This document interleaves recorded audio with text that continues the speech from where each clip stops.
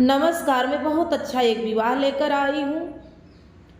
पर्वत के तू हारिल सुगनायर चला जावऊ ससुरु के देश रे ललनवा।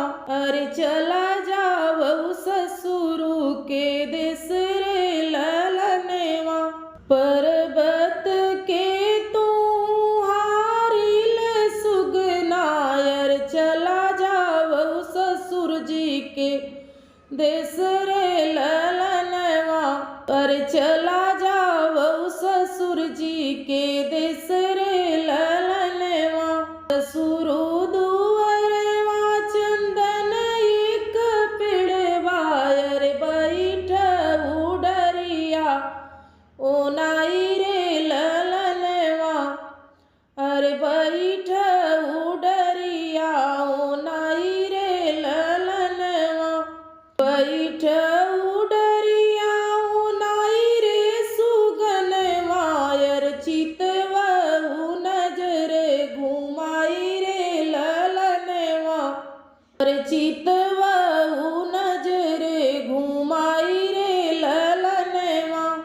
बड़ी बड़ी संपत्ति जब देखे सुगनायर तब मोरा रचऊ बियाह रे ललनवा।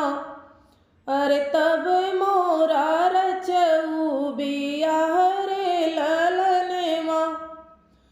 द्वारे पे बैठल ससुरु के देखूं। अर सोनवा गढ़त कई सोनार रे ललनवा।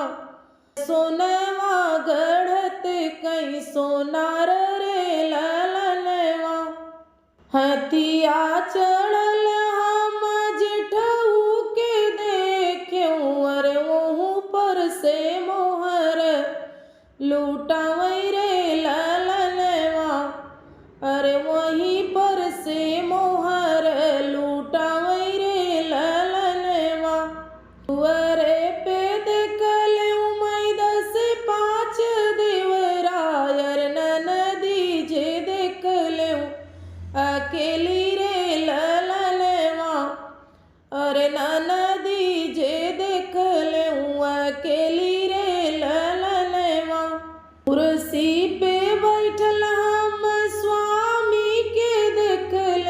अरे मास्टर जे ले इम्तहान रे ललनवा। अरे मास्टर जे ले इम्तहान रे ललनवा। पर्वत के तू ही हारिल सुगनायर चला जावऊ ससुरु के देश रे ललनवा। अरे चला जावऊ ससुर जी के देश रे ललनवा।